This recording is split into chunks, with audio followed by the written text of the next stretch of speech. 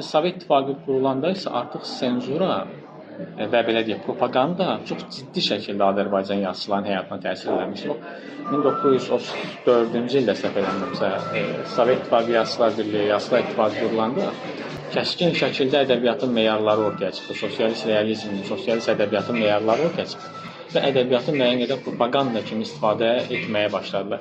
Yəni Nabokovdan bir sitat gətirəcəm. Nabokov öz səhv eləmirəmsə Gorki haqqında hissəsində, həmən mühazirəsində qeyd edir ki, bax bu sosialist realizmin belə əsərləri var ki, orada çox mənasız şəkildə traktoru ideallaşdırma cəhdi var. Yəni bu zavodun bir belə deyək, mexanizmini ideallaşdırma cəhdi var. Bu da suni ədəbiyyat yaradır. Yəni propaganda kimi Sovet ideologiyasını ədəbiyyata gətirir, amma özünə tərəfsiz ədəbiyyat sərkərdələri deyən adamlar bu mənasızlığı görüb açıb ağardırlar.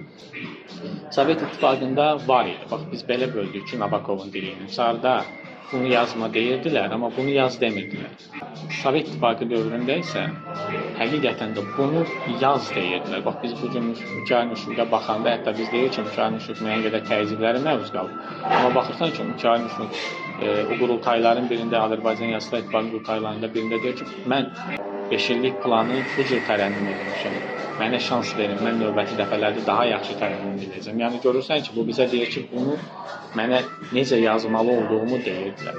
Sovet İttifaqında bu var idi. Necə yazmalı olduğunu, nədən yazmalı olduğunu, propagandanın nəyə xidmət etməli olduğunu qeyd edirdi.